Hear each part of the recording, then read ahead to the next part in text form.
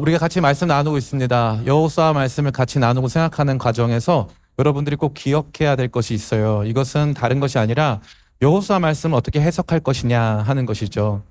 하나님께서 이스라엘 백성을 약속하신 가나안 땅으로 인도하시고 가나안 땅에서 여호수아를 통해서 이스라엘 백성들에게 승리를 주는 내용이라고 했습니다. 이 구조를 생각해 볼 필요가 있는데, 애굽에서 종되었었던 이스라엘 백성을 이끌어내서 광야 40년 방황하다가 요단강이라고 하는 강을 건너서 가나안 땅에 들어오게 된 거예요. 이 구조가 굉장히 중요합니다. 모세의 역할은 어디까지였습니까? 우리 대환이 광야까지. 맞습니다. 광야까지가 모세의 역할이었어요. 광야 뒤에는 뭐가 나오죠? 유나? 그렇죠. 요단강. 감사합니다. 요단강이 나와요. 요단강을 건너기 전부터, 요단강을 건너는 순간부터 그러면 누가 이스라엘 백성을 인도하고 있습니까? 1번 모세, 2번 여호수아, 3번 이요한 목사님. 몇 번이죠? 그렇죠. 3번 강성 2단 나왔네요. 3번은 절대 아니고요. 여호수아가 이 모든 상황을 주도하고 있어요. 여호수아는요, 누구의 예표냐면은 바로 예수 그리스도의 예표예요.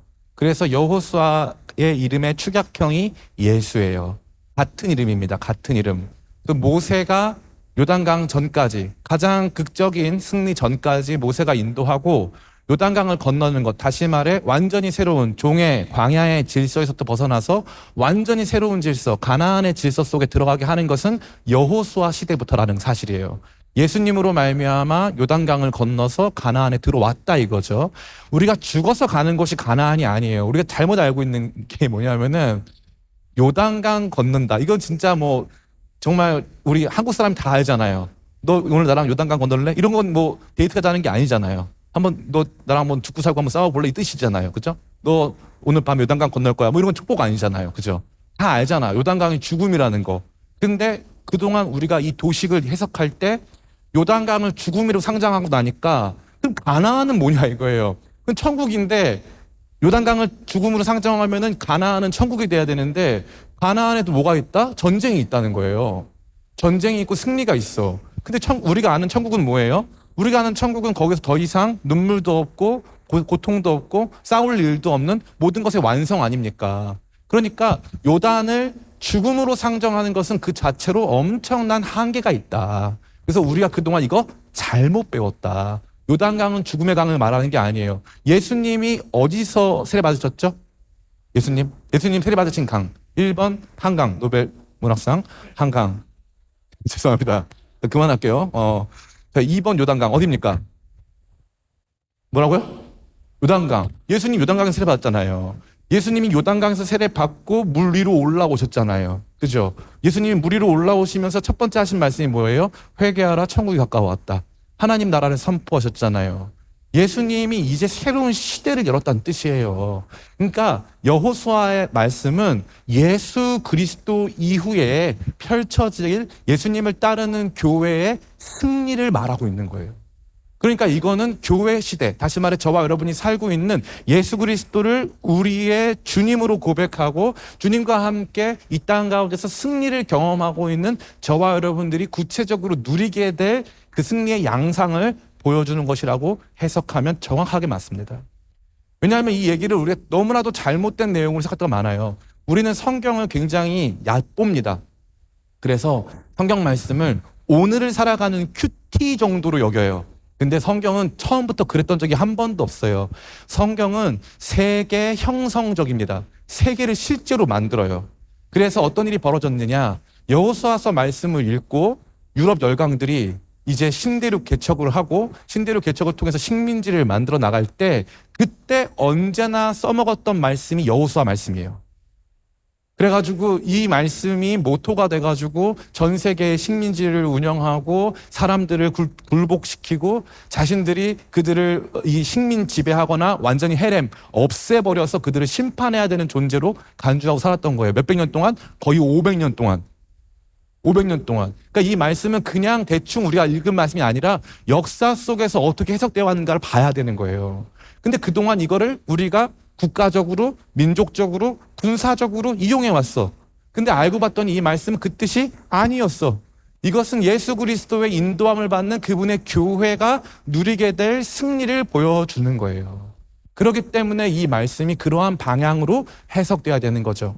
저와 여러분들은 예수님을 주님으로 모시고 계십니까? 네, 아멘은 작지만 굉장히 사기가 떨어진 군대 같아 보이지만 그래도 내면 가득히 주님을 주님으로 우리의 왕으로 또 모시고 있는 줄 믿습니다. 예수님과 함께 동행하면 우리 가운데 전투가 있다는 거예요. 이 전투와 또 우리가 점령하고 싸워야 될 영역들이 존재한다는 거죠. 그래서 주님과 함께 행진하면서 그 영역들을 확보해 나가고 주님의 왕되심, 주님의 통치를 이 땅 가운데 구현해 간다는 것입니다. 우리는 제가 말씀드린 바와 같이 이 내용 역시도 우리한테는 뭐 그냥 그런가 보다 하잖아요. 근데 이게 정치 사상화 됩니다. 그래서 실제로 이 일이 벌어져요. 그래서 1900년대에는 화란에 아브라함 카이퍼라고 하는 총리가 있었어요. 이 아브라함 카이퍼 총리는 화란 네덜란드 암스테르담의 이 자유대학교 이 총장님도 하시고 그 다음에 제일 큰 일간지도 발간하시고 그래서 언론인, 정치인, 교육자, 설교자, 목회자의 삶을 사신 분이에요. 이 아브라함 카이퍼 박사가 뭘 주장했냐면은 이른바 신칼빈주의, 그거를 영역주권론이라고 해요. 영역주권론. 그래서 네덜란드에는 뭐가 없느냐? 네덜란드에는 혁명이 없습니다. 혁명이 없어요. 네덜란드는. 그가 만든 정당 이름이 반혁명당이에요. 혁명하지 않겠다는 당이에요. 왜요? 혁명은요, 기존 질서를 전복시킨다는 거거든요. 그래서 기존 질서에 있던 사람들을 숙청하고 죽이고 파괴해서 새로운 질서를 만든다는 거예요. 근데 아브라함 카이퍼는 정당을 만들고 우리는 반혁명당. 우리는 혁명하지 않고 개혁한다.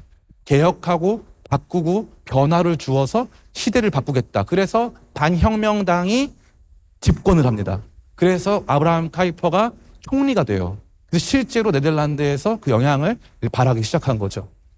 제가 무슨 말씀 드리는 거예요? 그 사람이 한 말이 있어요. 이 세상의 모든 영역에 하나님의 주권이 임하지 않는 곳은 없다는 거예요. 모든 영역에 하나님의 주권이 없는 곳은 없다. 그래서 하나님께서 통치하시고 다스리는 그 사회를 만들고 우리 가정에서부터 내가 일하는 일터까지 하나님의 통치를 이 땅 가운데 구현해야 한다라고 하는 정치 이념을 가지고 실제로 집권도 했어요. 이게 우리가 이 말씀을 대해야 되는 근본적인 관점이 되는 것입니다. 오늘날 많은 사람들은요, 기독교에 대해서 각자의 판단을 해요.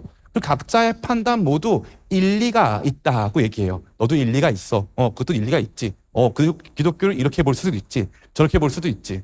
기독교 신앙에 대해서 우리가 각자 갖고 있는 상대적이고 다양한 생각들을 모두 다 용인하는 분위기입니다. 그거 자체가 나쁜 것은 아니죠. 기독교 신앙을 더 풍성하게 할 수 있는 요소가 됩니다. 그러나 예를 들어 코끼리 그림이 있는데 이건 코끼리 그림이 아니야. 이거는 이요한 목사님 그림이야. 라고 하는 거는 코끼리 그림을 새롭게 해석한 걸까요? 아니면 나를 놀리는 걸까요? 저를 놀리는 거죠. 그거는 코끼리 그림 자체를 이 코끼리가 어떠한 의미인가를 부여하기보다는 아예 그 처음에 근본적인 우리 모두가 이 해석을 할 수 있는 공통분모, 즉 커먼 그라운드 자체를 없애버리는 거예요.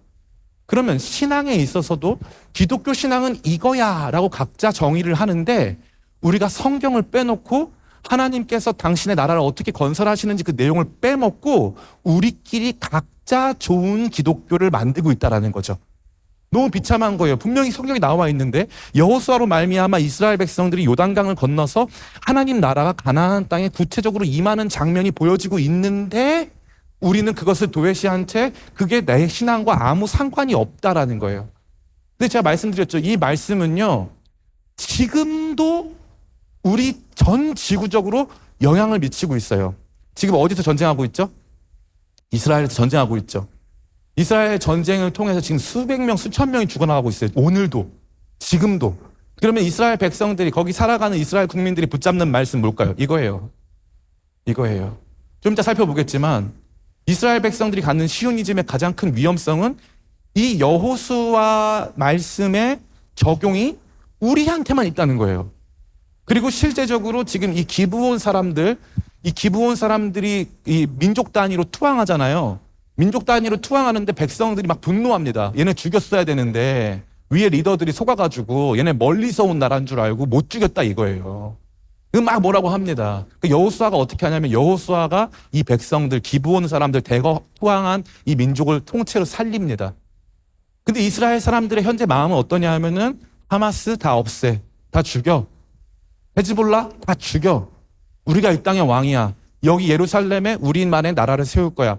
구약적 관점으로 이것을 보니까 예수 그리스도 안에서 성취된 하나님 나라가 어떻게 전진하고 그게 우리가 살아가는 시대 속에 어떻게 구현되는지를 모르는 거예요. 그러니까 신앙은 철저히 개인적인 마음의 영역에 자리 잡고 그 어떠한 이 세상 속에 현실화되는 내용이 아니니까 그냥 신앙생활 할 때 모든 관심사가 나, 내 마음, 내 일, 내 가정 여기에만 머물러 있는 거죠.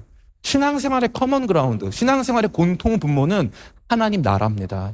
하나님 나라예요. 그 하나님 나라를 같이 생각하고 그 하나님 나라가 내 삶에, 우리 가정에, 내 일터에 어떻게 임하는가를 함께 보지 못한다면 어떻게 보면은 반쪽짜리가 아니라 아예 기독교 신앙인이 아닐 확률도 있어요. 아예. 이건 저 개인의 무슨 고백이 아니라 성경이 그렇게 말하고 있어요. 성경은 저와 여러분들을 하나님 나라 일원으로 부른 줄을 믿습니다. 오늘 그러한 가운데 우리가 함께 공통적으로 경험하게 될 내용이 있다는 거죠. 제가 이거 참 보면서 많은 생각을 했어요. 최근에 우리 한강 씨가 노벨 문학상을 수상하면서 자신이 이제 원래 출산도 안 하려고 했는데 출산을 하게 된 그 배경을 설명하면서 이렇게 말했더라고요. 자기가 원래 이제 남편이 있는데 남편이 자기는 한강 씨가 출산을 하게 되면 아이가 다가가게 될 고통이 너무 클 것 같아가지고 자기는 출산하고 싶지 않다 했더니 이 남편이 뭐라고 했냐면 여름엔 수박도 달고 봄에는 참외도 있고 목마를 땐 물도 달잖아. 그런 거 다 맛보게 해주고 싶지 않아? 이 말에 한강은 남편의 말에 웃음이 터졌다며 달콤한 여름 수박을 한 입 베어 물을 때 아무런 상념 없이 그 맛을 즐겼다는 사실만큼은 부정할 수 없을 것 같다고 말했다. 이게 뭐냐면요. 인간이 갖는 공통 경험인 거예요. 아무런 상념 없이 그 안에서 함께 누리는 같이 공감할 수 있는 공통 경험이 있다는 거예요. 이 공통 경험이 이 아이가 이 땅에 살만한 가치가 있는 것이구나를 그것을 결정했다는 거죠. 공통 경험이 중요해요. 교회도 마찬가지고 신자들도 마찬가지예요. 오늘날 기독교 신자들이 이 공통 경험에 너무 약해. 개별적 경험에는 강해요. 나 기도하다 은혜 받았어. 찬양 좋아. 말씀 좋아. 개별적 경험에는 강한데 교회라고 하는 더 큰 단위의 하나님 나라의 행진에 대해서는 공통 경험이 현저히 부족한 것입니다. 그런데 이 공통 경험이 뭐라 그랬습니까? 오늘 이 말씀 속에 여호수아가 인도하는 이스라엘 백성들이 함께 누리게 된 사건을 통해서 구체화되고 그것으로 하여금 저와 여러분들이 우리가 이 경험이 없구나. 이 경험을 해야 되는 거구나. 혹은 내가 이 경험을 했구나. 이 경험이 이루어지고 있구나를 발견할 때 진짜 여러분들 예수 믿는 맛이 나타나기 시작한다는 것입니다. 토론이 길었습니다. 간단하게 설명드려서 오늘 이 말씀의 핵심은 뭐냐면은 따라해 볼까요? 투항이 이루어졌다는 거예요. 이 투항은 이 선전포고에 의한 투항이 아니라 자발적인 투항이 이루어졌다는 거죠. 그런데 이 투항이 갖는 의미가 단순히 자발성을 넘어서서 이들의 투항의 양상이 사실 비굴할 정도 수준으로 정말 불종적인 모습으로 투항이 이루어졌다라는 사실입니다. 우리 3절부터 6절까지 같이 한번 읽어볼까요? 시작. 기브온 주민들이 여호수아가 여리고와 아이의 행한 일을 듣고 꾀를 내어 사신의 모양을 꾸미되 헤어진 전대와 헤어지고 찢어져서 기운 가죽 포도주 부대를 나귀에 싣고 그 발에는 낡아서 기운 신을 신고 낡은 옷을 입고 다 마르고 곰팡이가 난 떡을 준비하고 그들이 길갈 진영으로 가서 여호수아에게 이르러 그와 이스라엘 사람들에게 이르되 우리는 먼 나라에서 왔나이다. 이제 우리와 조약을 맺읍시다 하니. 아멘. 이 기브온 사람들이 보여준 모습은 그냥 우리 투항할게요 하는 게 아니에요. 왜냐하면 이 기브온 사람들은 첫 번째로 하나님께서 여리고와 아이성을 얼마나 처참하게 심판하셨는가를 보았기 때문에 자신들도 이와 같은 하나님의 진노와 심판 아래 있음을 자각하게 되었습니다. 그래서 그들은 이러한 진노와 심판이 우리 가운데 임하지 하지 않도록 이스라엘과 조약을 맺어야 되겠다는 판단을 했어요. 두 번째, 그러나 우리와 이스라엘의 거리가 너무 가깝기 때문에 이스라엘 사람들이 이 조약을 거부할 경우는 우리는 무조건 이 심판을 당할 수밖에 없다라고 하는 생각으로 인해서 그들은 자신들이 이 가나안 지역이 아닌 다른 지역에 있는 사람들인 것처럼 거짓말을 하기로 결정합니다. 이 국가적 차원에서 국가의 리더들이 결정한 사안이에요. 너무 충격적이지 않습니까? 그만큼 그들에게 이 조약과 그들의 투항이 그들의 생명을 보존하는 데 있어서 결정적이라는 것을 의미하고 있는 거죠. 그들이 대대적으로 돌아오는 것입니다. 이 가나안 전쟁 생각해 보면은 우리가 막 그러잖아요. 하나님 너무 잔인하셔. 하나님 너무 대대적인 대학살을 일으키셨어. 하나님께서 너무 사랑이 없으셔. 그렇게 생각하죠? 가만히 보면요. 여리고에서도 한 사람이 투항했습니다. 누구였죠? 라합 맞아요. 역시 다 알고 계시네요. 라합이 투항했어요. 라합이 스파이들을 숨겨주고 비밀 같은 상황들을 다 설명해주고 여리고 안에서 이루어지고 있는 사람들의 공포감까지 다 설명해 주었습니다. 라합은 여리고를 배반했어요. 여리고를 배반하고 하나님 나라에 투항했습니다. 하나님 나라에 투항한 한 사람의 이야기가 여호수아 2장과 또 6장에 기록되어 있어요. 근데 그러고 나서 이제는 한 사람이 아니라 국가 단위로 투항을 한 거예요. 근데 이들의 투항은 정말 무조건적인 투항을 넘어서서 무조건 살려주세요. 나 거짓말 할게요. 나 아무리 낮아져도 상관없어요. 라고 말하는 수준까지 이뤘다는 거죠. 이들은 전적인 의미에서 완전히 모든 것을 포기하고 낮아지는 모습으로 지금 투항하고 있다는 것을 보여주고 있어요. 그러면 보세요. 하나님께서 처음부터 가나안 민족을 완전히 다 한 사람도 살리지 않고 죽이기를 원하셨을까요? 그들이 투항하기를 바라셨을까요? 그렇죠. 하나님은 처음부터 투항하기를 바라신 거예요. 근데 그들은 투항을 합니까? 안 합니까? 안 합니다.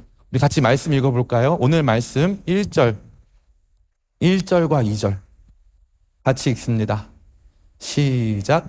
이 일 후에 요단 서쪽 산지와 평지와 레바논 앞 대해 연안에 있는 헷 사람과 아모리 사람과 가나안 사람과 브리스 사람과 히위 사람과 여부스 사람의 모든 왕들이 이 일을 듣고 모여서 일심으로 여호수아와 이스라엘에 맞서서 싸우려 하더라. 아멘. 뭐라고 했어요? 이 일을 듣고 투항하려고 그랬어요? 아니면 일심으로 싸우려고 했어요? 예, 가나안 7족속이라고 일컬어지는 7개의 다른 민족이 연합 공동체를 이루어서 우리는 지금 행진해서 이 땅 가운데 침입한 이스라엘 백성들을 몰아내고 그들과 함께 공통으로 싸워야 한다 라고 말한 거예요. 투항할 마음이 있습니까? 없습니까? 없습니다. 투항할 마음이 없어요. 근데 그 중에 기부 온 사람들은 우리 무조건 항복이다. 이거 가만히 봤더니 이 싸움은 이스라엘이 하는 게 아니야. 하나님이 하시는 게 맞아. 우리 무조건 투항해야 돼. 무조건 들어간다. 대대적인 대규모의 하나님 나라로의 회심, 하나님 나라로의 들어옴이 시작됐다라는 것입니다. 이것이 저와 여러분이 경험하게 되는, 우리 성도들이 경험했고 지금 경험하고 있고 앞으로 경험하게 될 경험의 핵심이에요. 국가 단위의, 민족 단위의, 대단위의 대규모의 회심이 있다는 거예요. 대규모의 회심. 그래서 그들이 하나님 나라 안으로 들어온다는 거죠. 하나님 나라 안으로 들어온다. 하나님 나라의 소문만 듣고 사람들이 하나님 나라 안으로 들어오고 있다. 이것을 이스라엘 백성 모두가 함께 경험하게 됐다는 거예요. 이건 정말 중요한 경험이에요. 생각해 보세요. 이스라엘 백성들은 지금 광야에 있다가 가나안 땅에 들어와서 전쟁으로 그 땅을 정복하고 있어요. 근데 그 땅에 있는 사람들이 보니까 당신들이 하는 그 일들은 하나님께서 시키신 일이고 하나님께서 이 땅을 당신들 주실 게 확실하니까 난 당신들에게로 돌아오겠다. 그러면 마음에 용기가 생겨요, 안 생겨? 제가 지금 용기가 생겨, 안 생겨? 마음에 용기가 생기죠. 그죠? 사람들이 대대적으로 돌아오면 마음에 용기가 생기고 하나님의 뜻이 더 분명해지고 확실해지는 거죠. 그 경험이 이스라엘 공동체 안에 있었다라는 거예요. 너무너무 중요한 거예요. 이들이 들어와서 거짓말을 하니까 사람들이 조약을 맺습니다. 조약을 맺었을 때 사람들은 오해했어요. 뭘 오해했느냐? 하나님이 이들을 죽이려고 했는데 우리가 이들한테 속아서 조약을 맺어줌으로 따라서 하나님 뜻을 배반하고 하나님이 죽이라고 한 사람을 죽이지 못한 채 우리가 이들을 살려준 꼴이 됐다라고 그들이 착각한 거죠. 같이 한번 읽어볼까요? 우리 같이 읽겠습니다. 우리 24절, 26절 같이 읽겠습니다. 24절부터 26절까지 시작.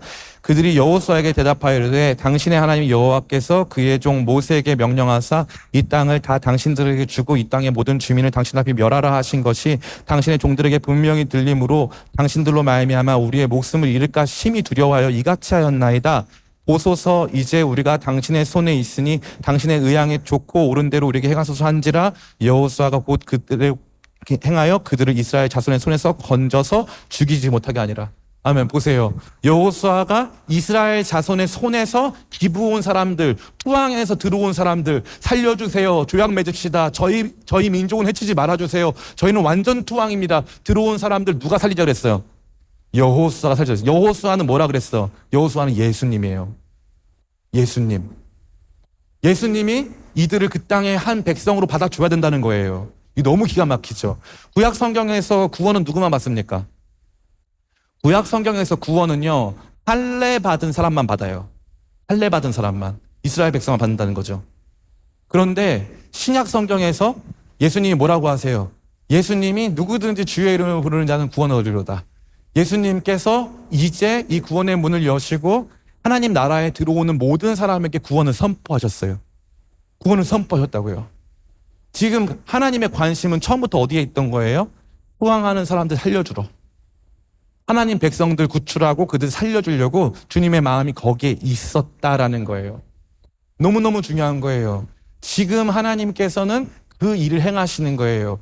가나안 정복 전쟁, 하나님 나라의 확장은 사람들을 죽이고 사람들에게 하나님의 심판을 내리려 하는 것이 결코 아니라는 거예요.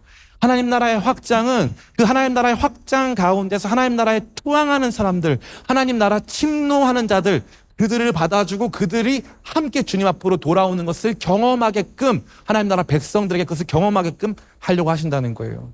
자, 이제 오늘 말씀 끝났어요. 여러분에게 드리는 질문은 이거예요. 자, 민족적 회심, 국가 단위로의 회심, 신앙의 전격적 전환, 여러분은 경험하신 적이 있습니까?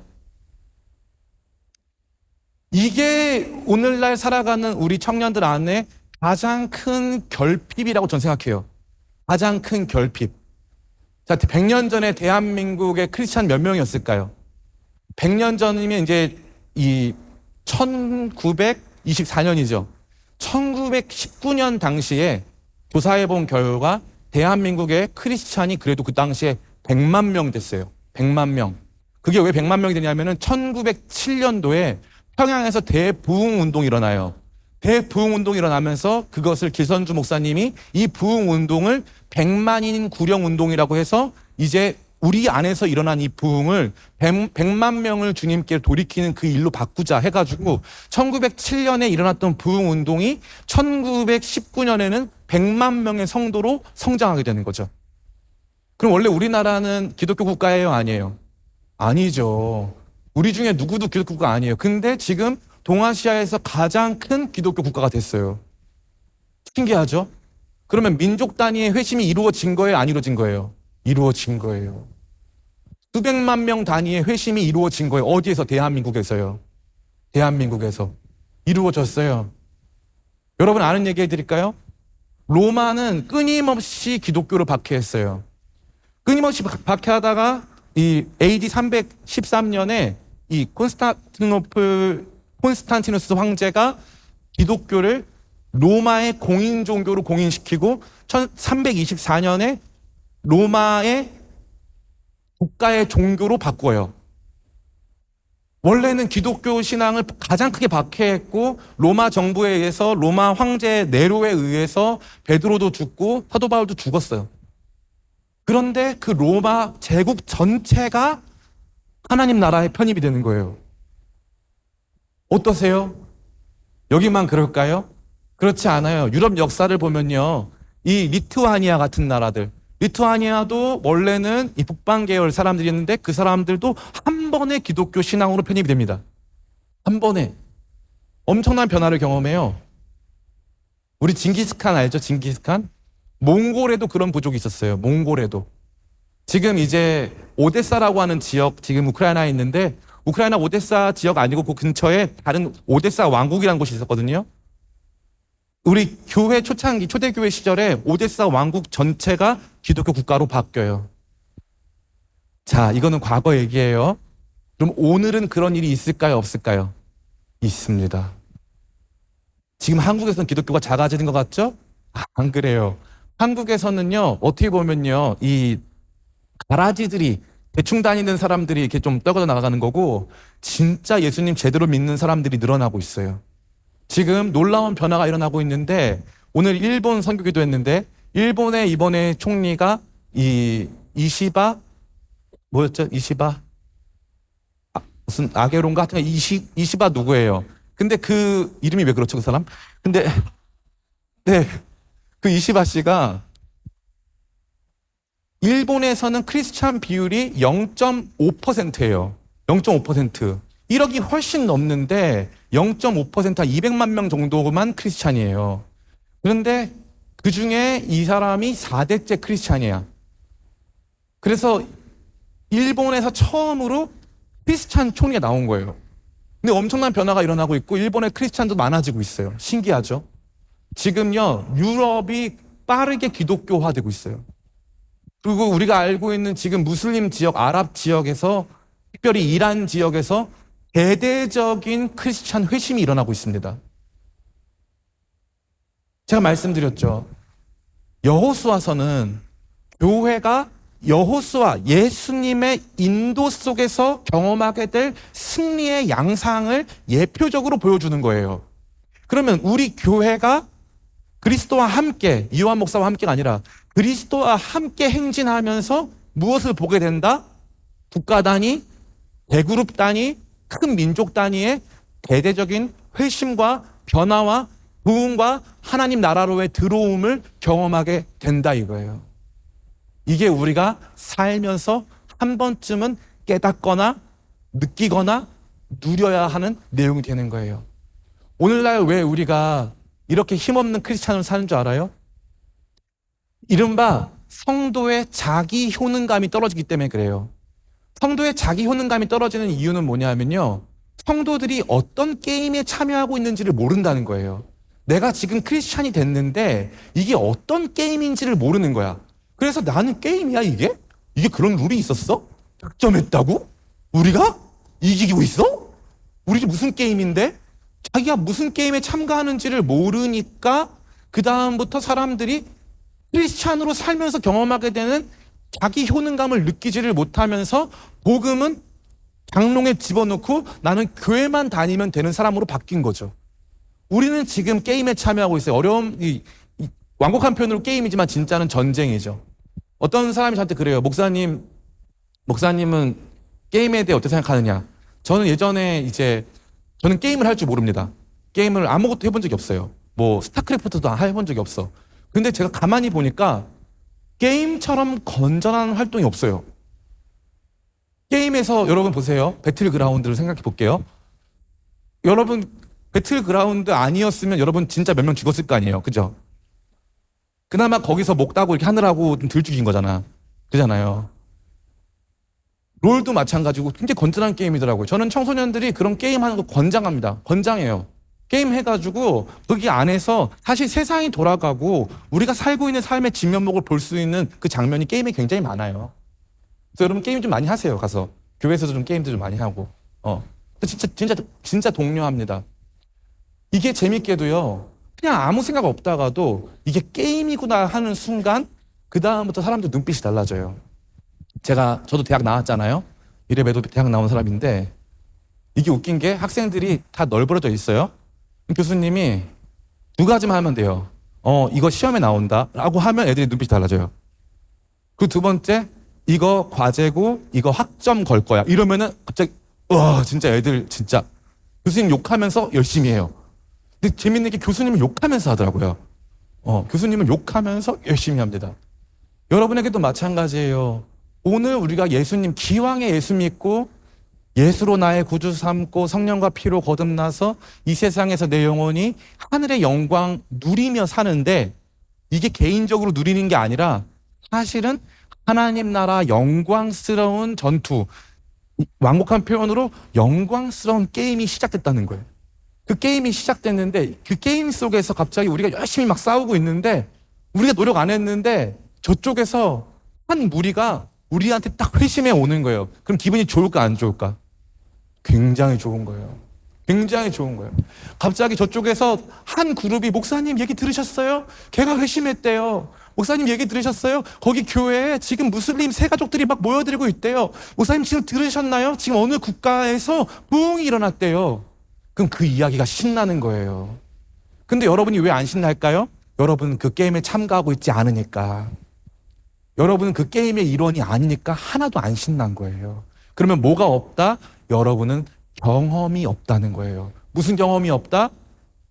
우리 한강 씨가 아기 낳고 싶지 않았는데 아기한테 수박 단 거 먹여주고 싶지 않아?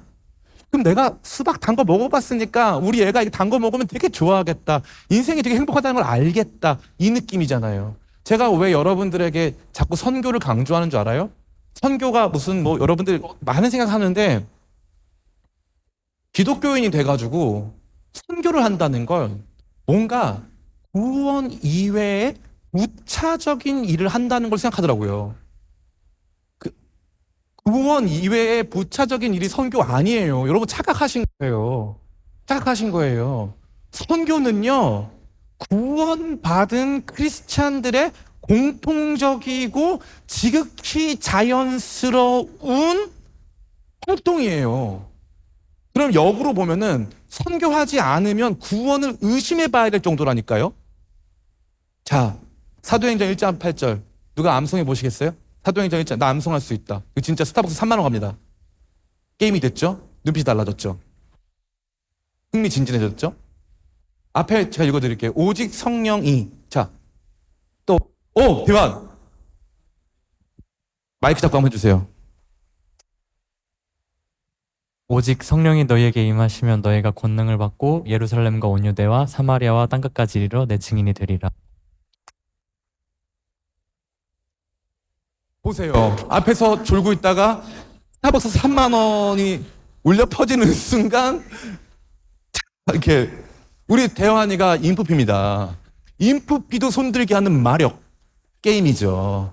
결국에 뭐가 걸리고 뭘 경험하고 뭘 얻게 되고 구체화된 거잖아요. 신앙의 구체화 선교고요. 거기 보시면 오직 성령이 너희에게 임하시면 너희가 권능을 받고 예루살렘과 온 유대와 사마리아와 땅끝까지 가서 내 증인이 되리라고 되어 있습니까? 안 되어 있습니까?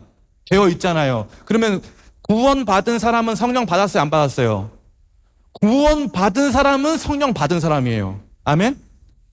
구원받은 사람은 성령 받은 사람인데, 성령 받은 사람은 오직 성령이 너희에게 임하시면 너희가 권능을 받고 예루살렘과 온 유대와 사마리아 땅까지 내 증인이 되리라.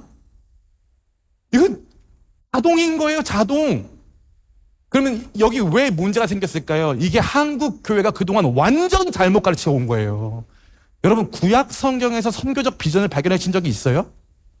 많은 사람들이 구약 성경에서 하지 말라만 배웠어, 우리가.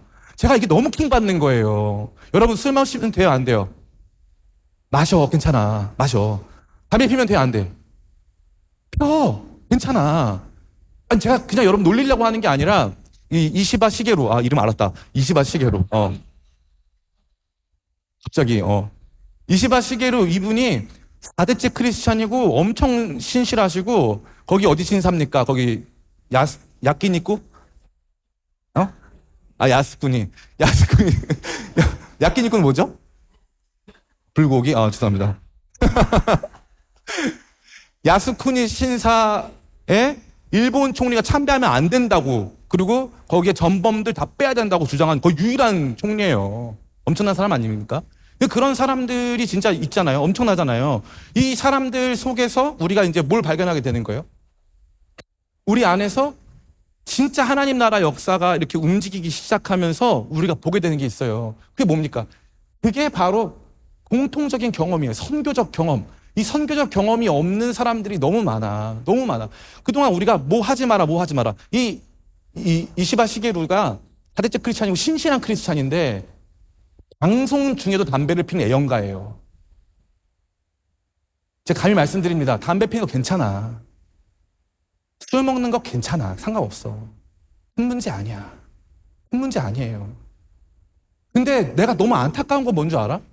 아이들 술, 담배 이거 죄냐 아니냐 여기 따지고 있는데 성교적 삶을 사느냐에 대해서는 누구도 묻지 않아.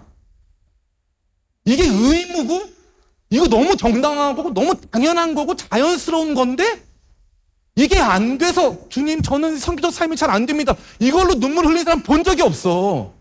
이건 마치 구원 외에 추가적으로 선택 항목처럼 반주되고 있다는 거예요.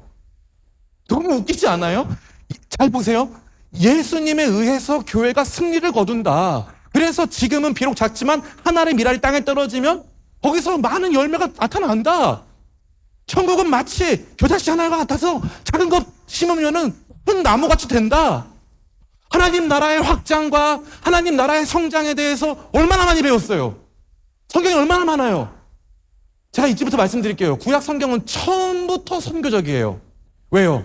하나님께서 아브라함을 부르셨죠. 그래서 뭐라고 말씀하십니까? 너는 내가 명령할 땅으로 가라. 그리하면 내가 너의 이름을 높이고 너는 열방의 복이 되리라. 아브라함의 비전은 처음부터 열방의 복이에요. 아니 애가 없어가지고 자식 주신다 그래가지고 따라갔는데 내 애가 문제가 아니라 열방의 복이었다니까. 처음부터 비전이 열방의 복이었어요.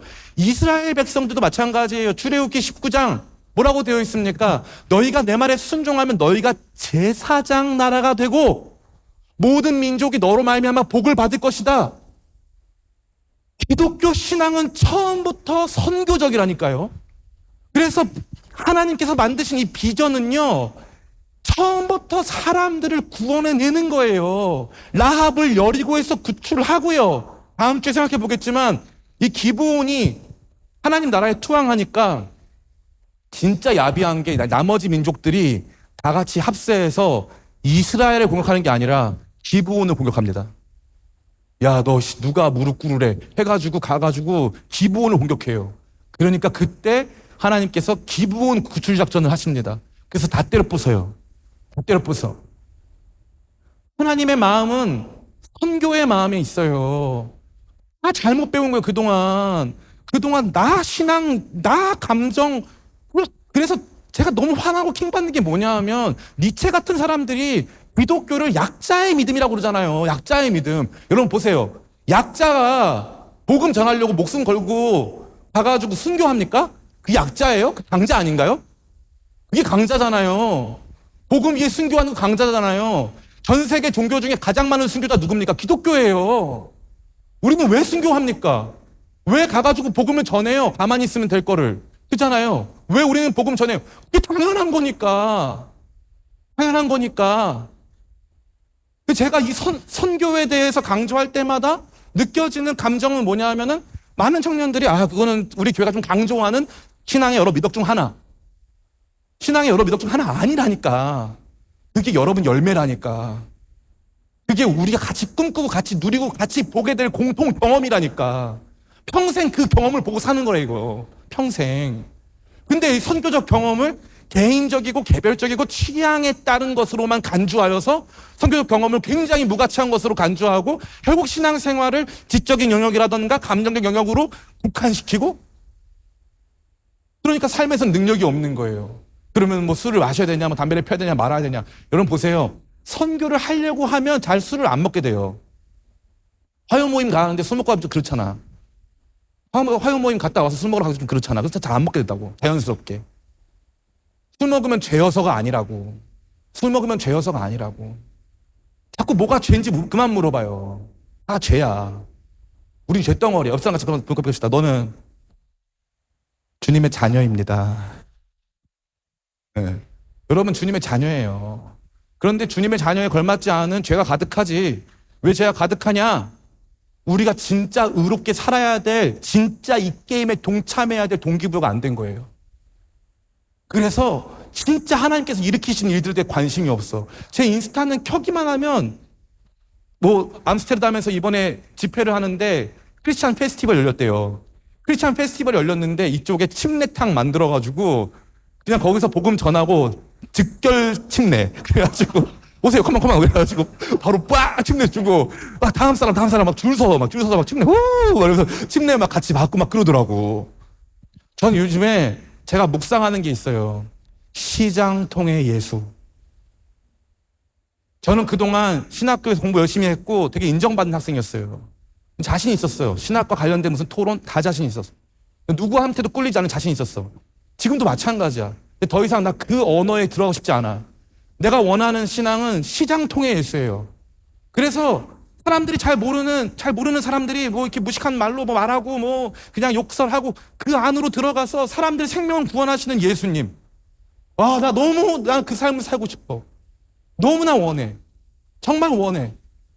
대대적으로 민족들이 구원받고 하는 것은 이게 우리가 무슨 뭐 엄청나게 신학적으로 대단한 무슨 담론을 나누고 그래서가 아니라니까요.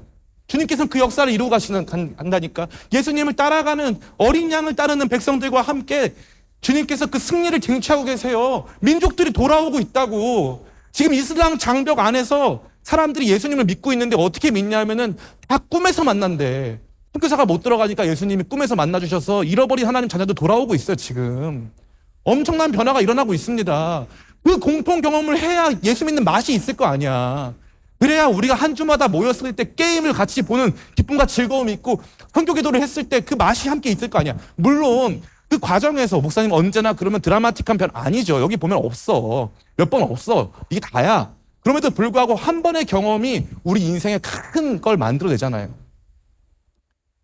2002년 월드컵 그 한 번의 경험이 몇 년 갑니까 벌써. 몇 년 가는 거야 2002년. 몇 년 가. 목사님 어느 민족이 돌아오고 있답니다. 누군가가 회복되고 있답니다. 복음이 전해지고 교회가 세워지고 있답니다. 하나님께서 승리하고 계시답니다. 지금 핍박받는 어느 민족 가운데 하나님께서 역사하신다고 합니다.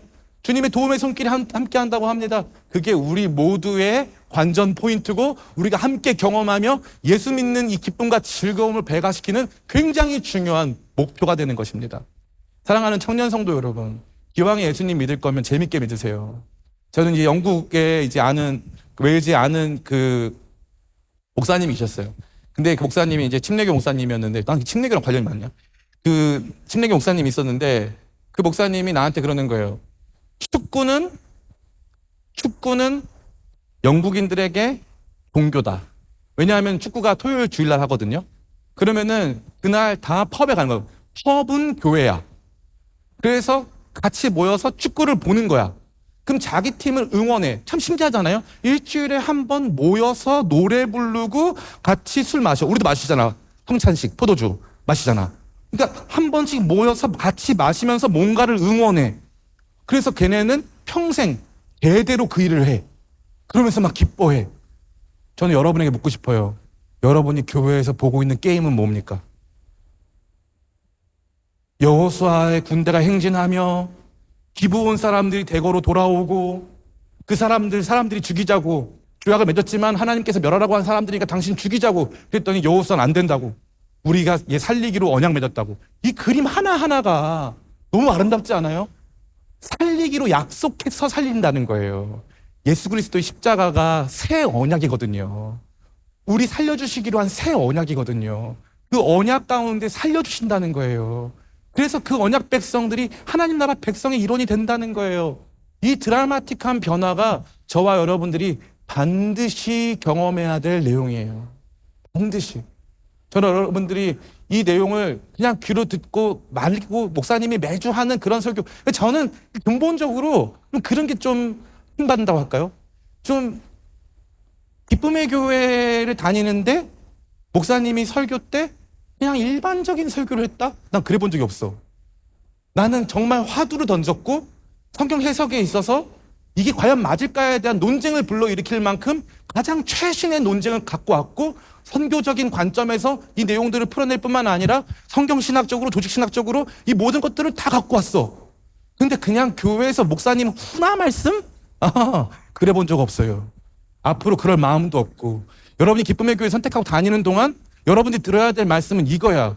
하나님 나라는 지금도 역사 가운데 승리하고 있습니다. 하나님 나라에 지금 대단히 민족적인 회심이 일어나서 수많은 사람들이 돌아오고 있어요. 열방이 돌아옵니다. 사람들이 주 앞에 엎드리고 있어요. 우리 안에 가득한 패배주의와 무관심을 내어버리고 하나님께서 하시는 승리에 동참하고 그 승리를 같이 관전할 마음이 없거든 여러분은 이 게임에 동참하고 있지 않은 거예요. 구원의 놀라운 역사는 저와 여러분들을 이 위대한 전투에 동참시키고 이 위대한 승리 가운데 초대하는 것인 줄을 믿습니다. 그 영광스러운 승리에 동참하고 그 승리가 우리의 것이 될 수 있을 만큼 그 전투에 동참하고 참여하게 되는 저와 여러분 다 되시기를 예수님의 이름으로 축원합니다.